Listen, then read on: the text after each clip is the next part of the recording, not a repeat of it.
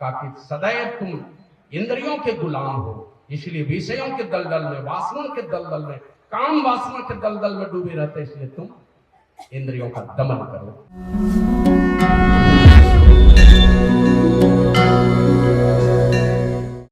सदगुरु महर्षि मेहर परमहंस जी महाराज के अनेक दिव्य शिष्य हुए। उन सभी शिष्यों ने गुरु महाराज के कृपा का एहसास किया और उनकी कृपा छाया के तले अपना जीवन जी करके आत्म लाभ किया और अपने आत्म लाभ करते हुए दुनिया के लोगों को गुरु महाराज के ज्ञान को बांटने की कृपा की। चाहे वो पूज्यपाद स्वामी श्रीधर दास जी महाराज हों, लच्छन बाबा हो, मोहन बाबा हो, पूज्य रामलगन बाबा हो, पूज्य संसेवी बाबा हो, भुजंगी बाबा हो, कुलदीप बाबा हो, पूज्य मोती बाबा हो, शिशु बाबा हो, ऐसे अनेक सबों की बड़ी कृपा है इन तमाम सत्संगियों पर। उन सब लोगों को नमन करते हुए सदगुरु महर्षि मेहर परमहंस जी महाराज के परम पावन हृदय राजहंस और तमाम भक्तों के जन जन के हृदय में बसने वाले भगवान बुद्ध के मूर्त रूप, लाखों दलितों पतितों के हृदय में भक्ति की ज्योत जगाने वाले 21वीं सदी के महान संत महर्षि शाही स्वामी जी महाराज को विशेष तौर पर नमन करता हूँ, हृदय की गहराई से नमन करता हूँ, क्योंकि बहुत बहुत उनकी कृपा है। उनके माध्यम से हमने गुरु महाराज की कृपा का एहसास किया है और उनकी कृपा से आप सब लोगों के समक्ष में उच्च आसन पर बैठा हूँ।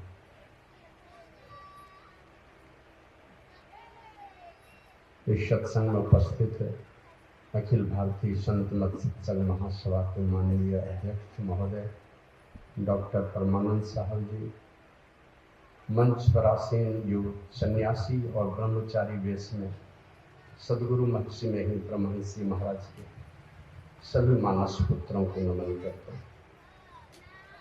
और संयोग देखिए किस प्रकार का है। बैठे हैं लक्ष्मण टोला में, चर्चा कर रहे हैं राम भक्ति की, संचालन है परशुराम के पास और निर्देशन है रामदेव जी महाराज का, रामदेव यादव जी। और एक तरफ मेरे तरफ रामधारी बैठे हैं, दूसरे तरफ श्याम बाबा बैठे हैं, उधर लालधारी बाबा बैठे हैं। तो इस तरह बड़ी ये मन क्या कहते हैं, एक संजोग है इस प्रकार का।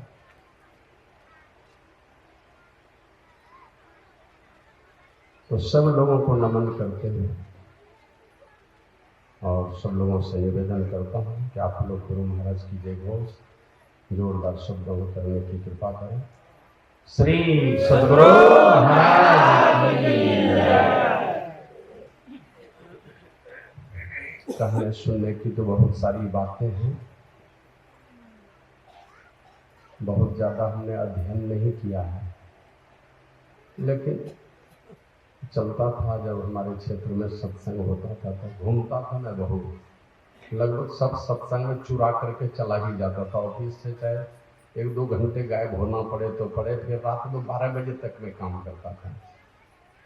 तो इसी तरह चलते फिरते साधु संतों के सानिध्य में रह करके जो कुछ सीखा, और पढ़ने लिखने में बचपन में बहुत तेज तो नहीं था, लेकिन तेज विद्यार्थी की श्रेणी में नाम था, तो बहुत जल्दी से कोई चीज़ याद हो जाता था। तो जो कुछ स्मरण में है और कुछ साधु संतों के सानिध्य में रह करके सीखा है, उन्हीं बातों की चर्चा मैं करता हूँ।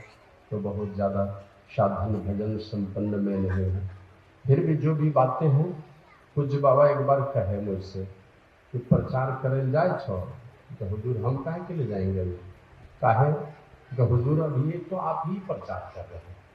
फिर आपके बाद पूज्यपाद स्वामी श्री चतुरानंद जी महाराज हैं, स्वयं वेदानंद जी महाराज हैं, स्वामी योगानंद जी महाराज हैं, फिर कुप्पा घाट में पूज्य नंदन बाबा, इस तरह कई लोगों का नाम गिना है। फिर जवान साधु लोग भी बहुत हैं। तो सब जगह प्लॉट है भरा हुआ, अभी प्लॉट कहीं खाली नहीं दिखलाई पड़ता है।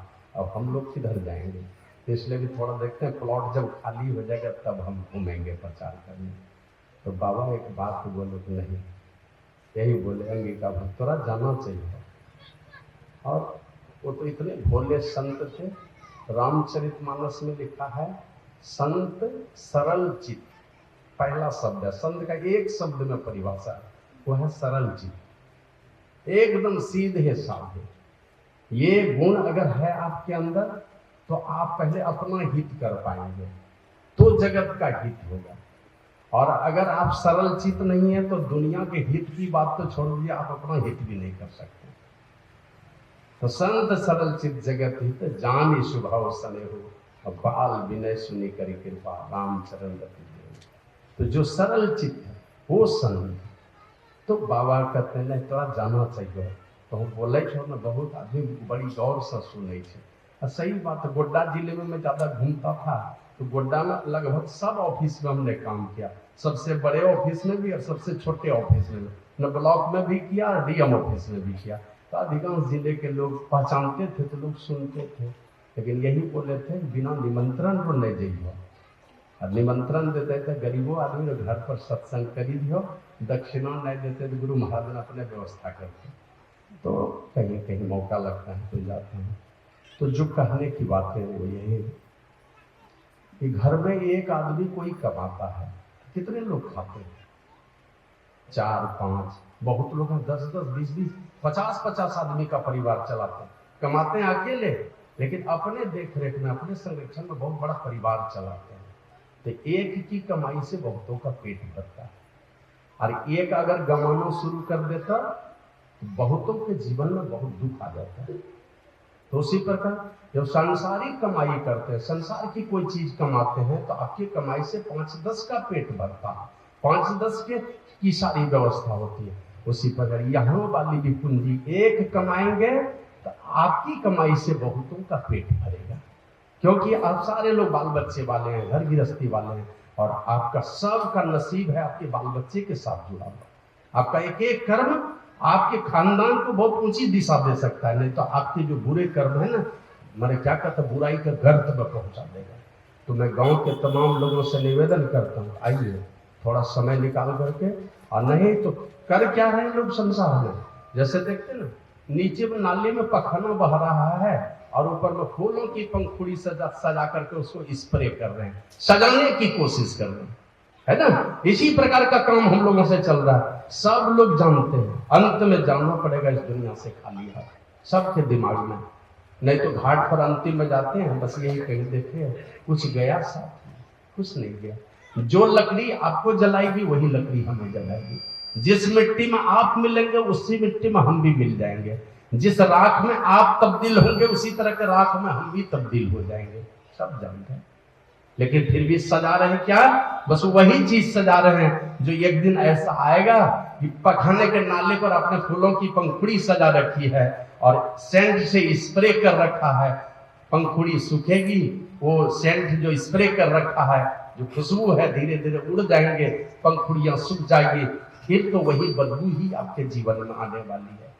इसलिए अपने जीवन को, भावी जीवन को सजाने के लिए धर्म का सहारा लेकर के जो चलते हैं उनका जीवन सजता है, वर्तमान सजता है, तो सजा हुआ सुनहरा भविष्य, सुनहरा सवेरा उसी के जीवन में आता है। तो गांव के लोगों से मैं निवेदन करता हूँ, जो भी जवान लोग हैं वो लोग भी आइए, बैठिए घर में बैठ करके गमाइए मत, थोड़ी ही देर कुछ भी बातें सुनेंगे, है ना। आया है रामचरितमानस में, कहा जिन हरि कथा सुनी नहीं काना, शंकर भगवान कहते हैं जिन हरि कथा सुनी नहीं काना, श्रवण रंध्र अहि भवन समाना। जिन्होंने इन कानों से हरि की कथा नहीं सुनी, उनके ये कान क्या है? श्रवण रंध्र अहि भवन, सांप का भवन है इनके कानों के ये छिद्र। तो आइए और फिर कहा नैन ने संत दर्श नहीं देखा, लोचन मोर पंख समलेखा। जिन्होंने इन आंखों से संतों का दर्शन नहीं किया, उनकी ये आंखें कैसी हैं? अब मोर के पंख में जो आंखें हैं, उसी प्रकार व्यर्थ आपकी आंखें हैं।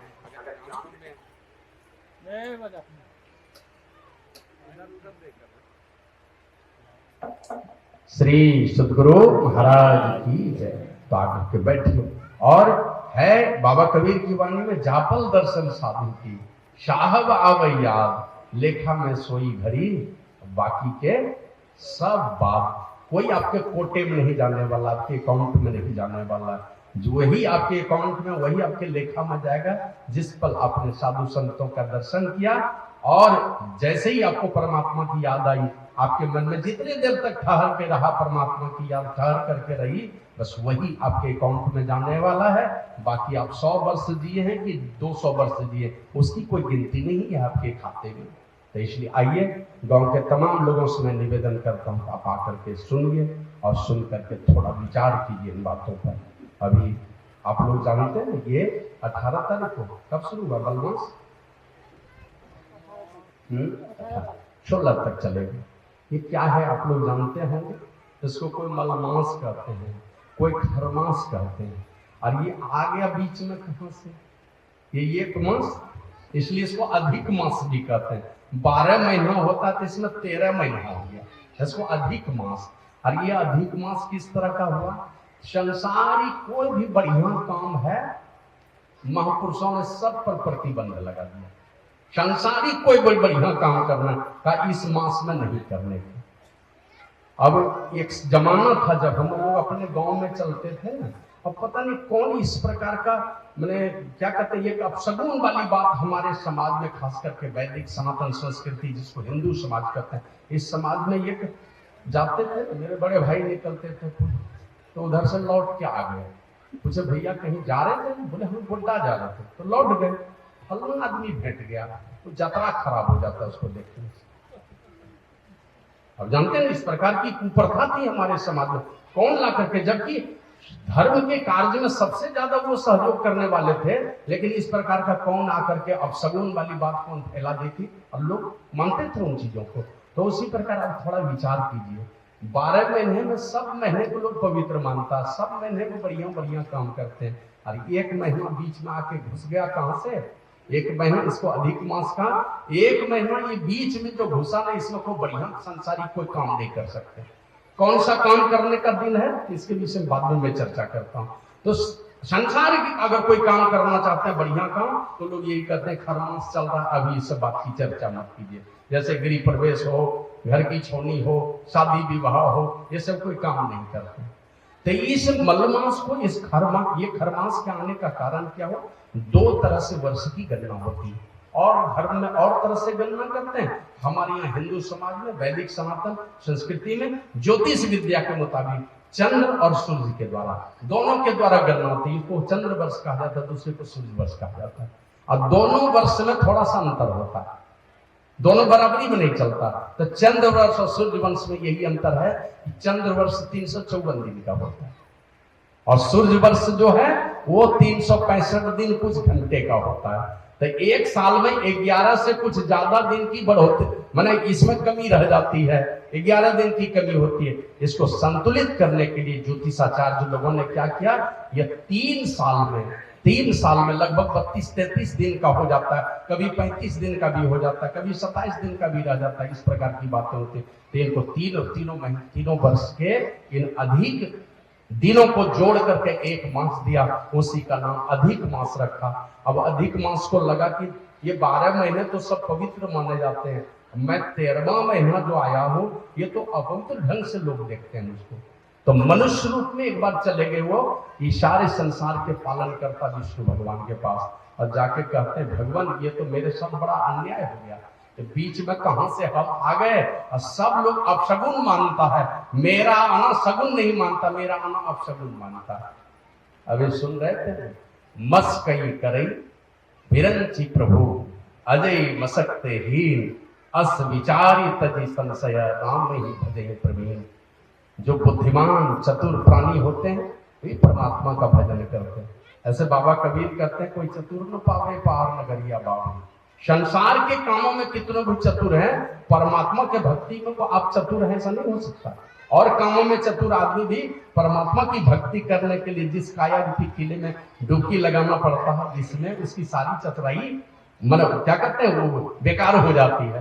तो वही कहते हैं परमात्मा की शरण में जो चले जाते हैं, भगवान की शरण में जो चले जाते हैं, तो करते क्या है, दुनिया में सबसे अपवित्र महीना, तो बोले चलो ठीक है, ये मल मास और खर मास और अधिक मास के नाम से तुम जाने जाते हो, आज से मैं अपना नाम तुमको देता हूं। विष्णु भगवान ने अपना नाम दे दिया, और उनका अपना नाम क्या था, वो था पुरुषोत्तम, है ना। कहा कि आज से तुम पुरुषोत्तम मास के रूप में जाने जाओगे। और यह जो समय होगा वो सत्संग के लिए, ध्यान के लिए, तपस्या के लिए, और बड़ा से बड़ा जो कल्याण,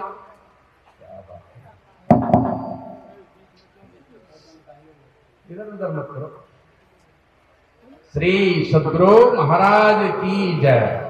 बैठिए सब। इन चीजों के लिए तुम पवित्र माने जाओगे। तो विष्णु भगवान की कृपा हुई और बोले ये जो महीना होगा ना, अपने पूर्वजों के निमित्त किया गया कोई सत्कर्म है, सत्संग है, ध्यान है, तपस्या है, भागवत है, कुछ भी है, ये बड़ा ही फलदायी होगा, बहुत बहुत फल देने वाला होगा। संसार का कोई और काम अच्छा काम कर सको कि नहीं कर सको, लेकिन तुम्हारे कल्याण का जो भी बड़ा से बड़ा काम है वो सब काम करने के लिए ये महीना अधिक फल देने वाला होगा। तो ये अधिक मास, मल मास, खर मास, जिसको पुरुषोत्तम मास कहा जाता है, इस पुरुषोत्तम मास में हम लोग बैठे हैं और चर्चा अभी हम लोग किनकी कर रहे थे, अभी कर रहे थे कालभूषुंडी जी और गरुड़ जी का संवाद है। और सारे लोग जानते हैं, कोई ऐसे हैं अपने हृदय पर हाथ रख करके देखिए जिनके विषय में आपको लगता है कि शायद बहुत सुखी हैं, आप उनके घर पर जाइए और जब बैठिएगा पूछिए क्या हाल चाल है भाई, बहुत बढ़िया, एकदम चकाचक, बोल देगा।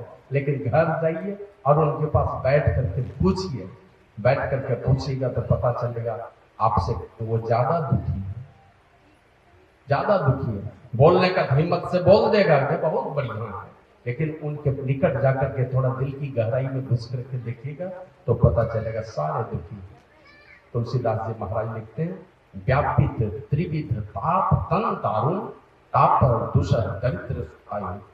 चारों दुख, एक बार हमने पूज्य बाबा से पूछा, हुजूर आपकी एक भजन में है, चारों दिश की चार बयारी, करती डगमग नाव हमारी, क्या हुआ इसका? ये चार दिशा का कौन कौन बयार है? तो वही बोले तुलसीदास आज जो लिखे, इधर चला जाएगा इधर बदल जाएगा, देखते हैं पैंट चेंज होता था, 3 नंबर वाली गाड़ी 5 नंबर में चली, रेलवे स्टेशन में जरा सा पटरी इधर पर एक पटरी को किए तो 3 नंबर में जाने वाली गाड़ी 5 नंबर प्लेटफॉर्म में चली जाती। तो जरा बाजा को ठीक बनेंगे। श्री सद्गुरु महाराज की जय। तो वही पूज्य बाबा कहते हैं, तुलसीदास जी महाराज लिखे, व्यापित त्रिविध ताप तन दारुण, ताप दुषह दरिद्र। 3 ताप, दैहिक, दैविक और भौतिक, सब परेशान है। और अभी तो आज से 25 साल पहले, 50 साल पहले देह वाले दुख से कम परेशान रहते थे, अभी तो सबसे ज्यादा उसी दुख से परेशान है। तो जवानी में देखिए आंख पे चश्मा है, हार्ट अटैक जवानी में आना शुरू हो गया, मतलब क्या क्या बीमारी है उसके पता नहीं। और अभी तो जन्म लेता है जॉन्डिस लेके आ जाएगा, 1 साल का हुआ आंख में रोशनी नहीं है, एक से एक बीमारियां। अभी तो कोलेस्ट्रॉल और थायराइड और क्या क्या है, सब तो नए नए आ रहे हैं। तो त्रिविध ताप, देह में दुख, दैविक दुख और एक दूसरे के द्वारा सताया जाना, एक दूसरे के द्वारा परेशान किया जाना। मैं कल गया था गोड्डा में, सत्संग कर रहा था, बड़े भाई के घर पर, मेरे पिताजी की पुण्यतिथि के अवसर पर सत्संग था। पहले रमला में करता था, अब जहाँ मेरी जन्मभूमि है अभी गोड्डा में होने लगा, तो वहीं पर था। तो गली में मुझे लगता है महर्षि में ही नगर नाम है नगर का, महर्षि में ही नगर, गली में कम से कम 25-30 लोगों का घर होगा। तो मुझे नहीं लगता कि 4-5 से ज्यादा लोगों को किसी से प्रेम होगा, और सबको 3-4 लोगों से प्रेम है। वो एक गली में प्रेम नहीं है, सब एक दूसरे के या तो किसी बात से दुखी है या किसी कर्म से दुखी है, सब दुखी है। तो दैहिक, दैविक और भौतिक, एक जीव दूसरे को दुख दे रहा, और दैव भरोसे तो देखिएगा, आप चल रहे हैं, चलते चलते बच्चा माँ की कोख में वहीं मर गया, जन्म लिया तो मर गया, या जन्म लेकर के कुछ बड़ा हुआ, नहीं पास कर सका, बड़ी से फांसी लगा दी। कुछ भी कर लेगा, बेटा बेटी ऐसा ऐसा कर्म करता रहता, कुछ भी कर लेगा।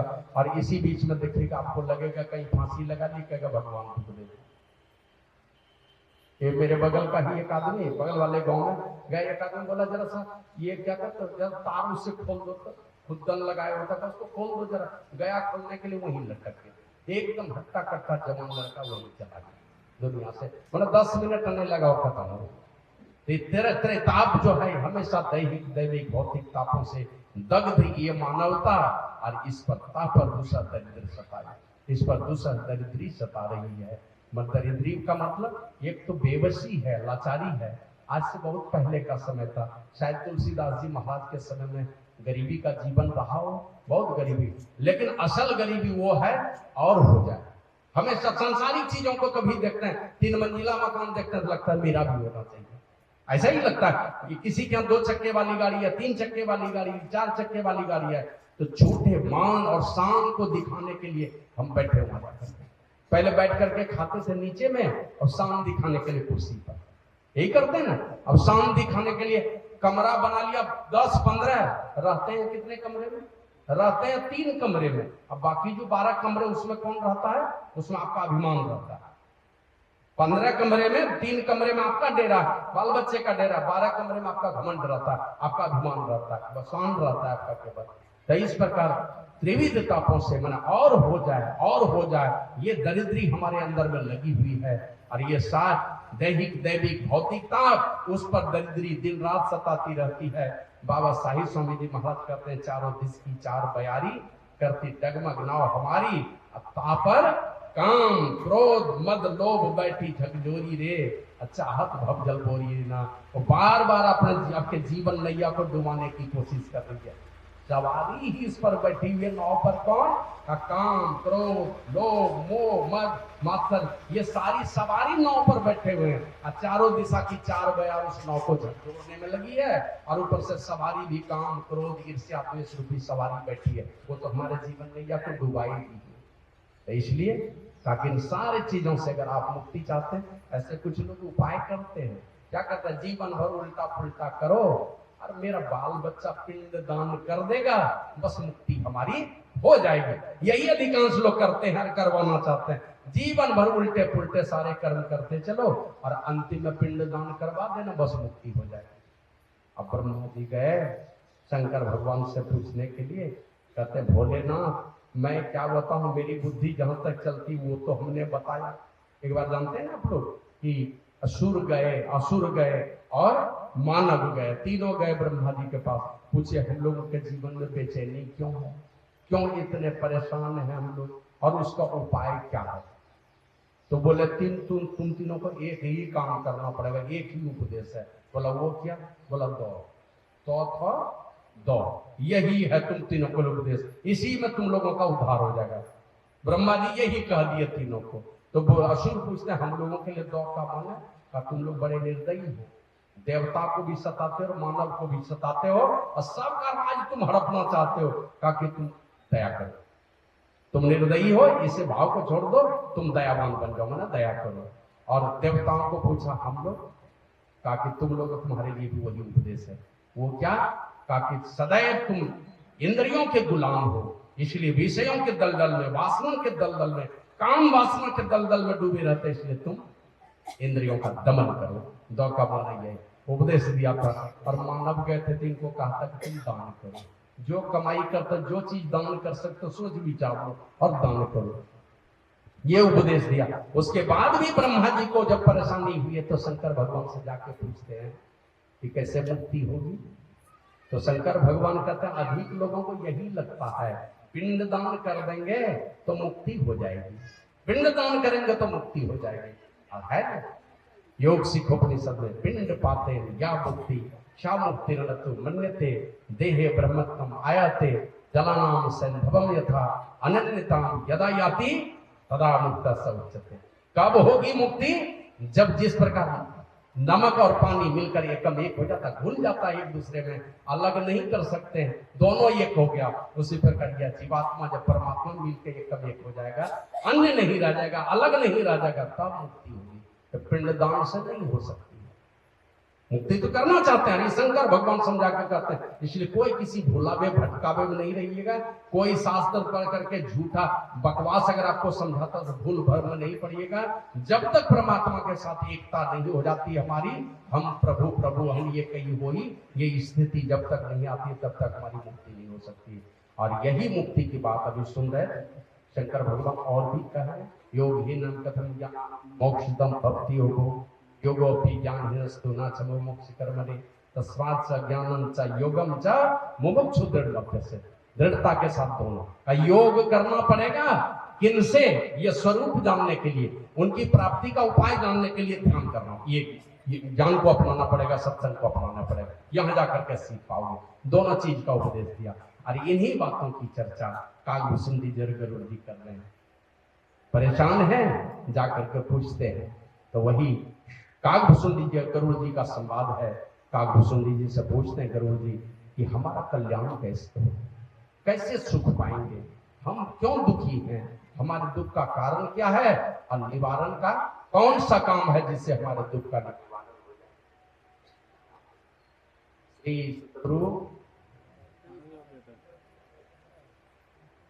श्री सद्गुरु महाराज की जय। तो कागभूषण जी गरुड़ जी कागभूषण जी से पूछते हैं और वही कागभूषण जी जवाब देते हुए कहते हैं बहुत सारे ब्रह्मवादियों का।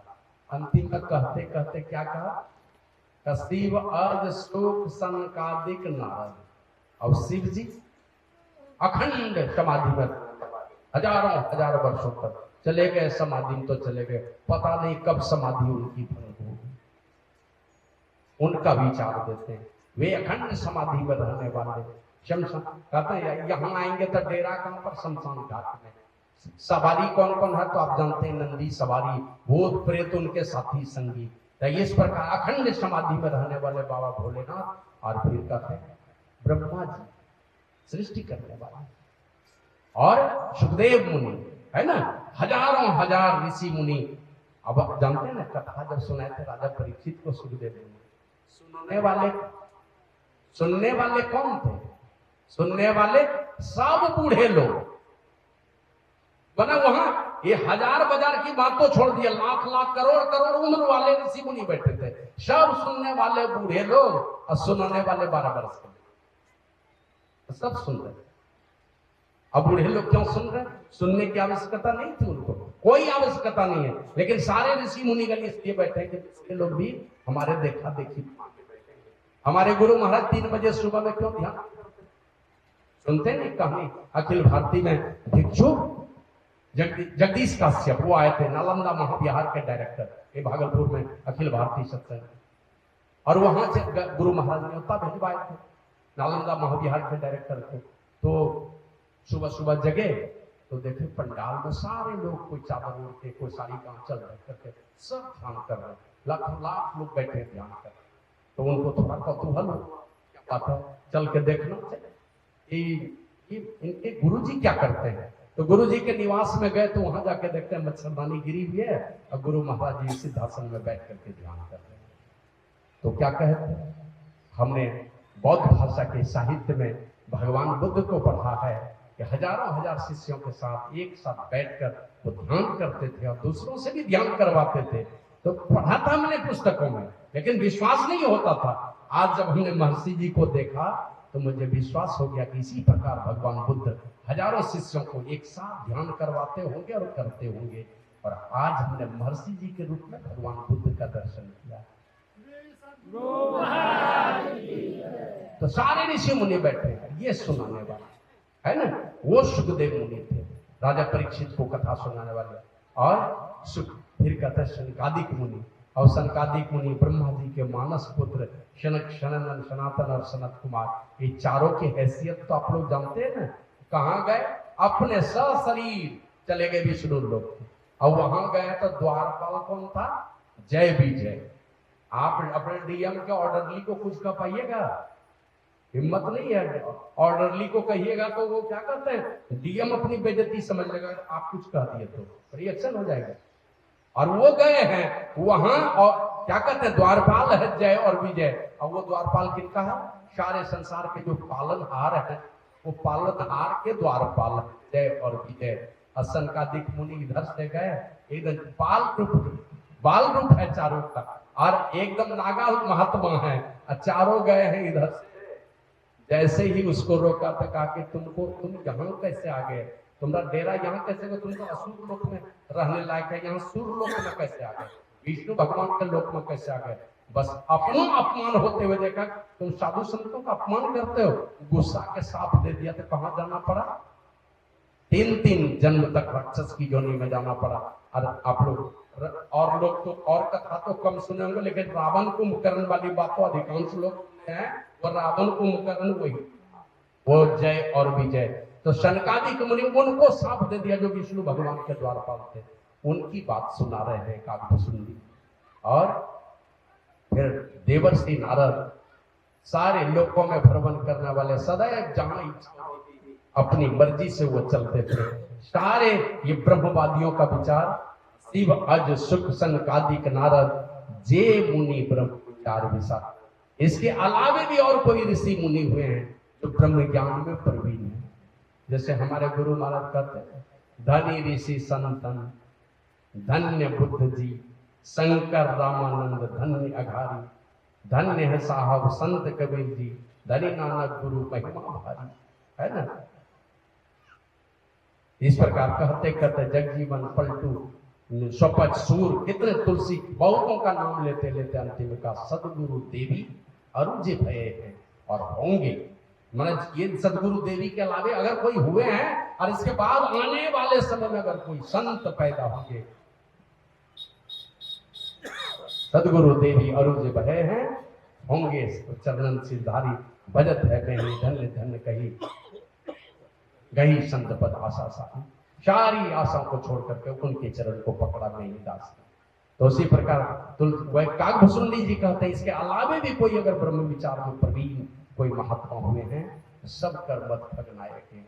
ऐ पक्षीराज, शवों का मत है, जितने ब्रह्मवादी जो भी संसार में आए लोक कल्याण करने की भावना से, जो भी संत पुरुष इस संसार में आए हैं, शवों का एक ही मत है, सब कर मत फगनायक यह करिए राम पद पंकज रेहा।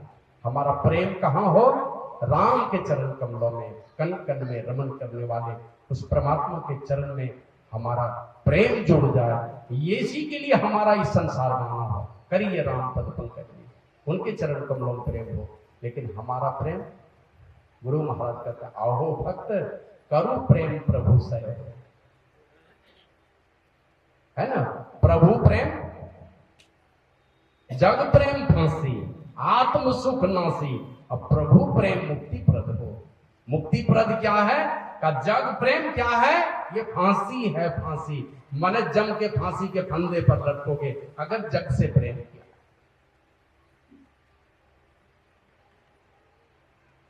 तो जग प्रेम फांसी, आत्म सुख नासी, प्रभु प्रेम मुक्ति प्रद हो। प्रभु का प्रेम ही असल में मुक्ति प्रद है। कहा सबका मत यही है कि राम के चरण कमलों, परमात्मा के चरण कमलों में प्रेम करना चाहिए। और श्रुति पुराण कहा कि ये खाली ब्रह्मज्ञानी महापुरुष ही नहीं है, सारे शास्त्र भी कह रहे हैं। श्रुति वेद पुराण 18 सदग्रंथ कहा, सारे सदग्रंथ कहते हैं रघुपति भगति बिना सुख नहीं। किसी भी प्रकार से हम परमात्मा से विमुख रहेंगे, हम सुख नहीं पा सकते। दूसरे एक जगह दूसरे पद में रामचरितमानस में आया, जिमी फल बिनु जल रही न सका। जल कहीं देखते, कहीं किसी जगह चले जाइए धरती पर, बिना फल का कहीं जल रह सकता है क्या? तो कहा जिमी फल बिनु जल रही न सकाई, कोटि भांति को करे उपाय।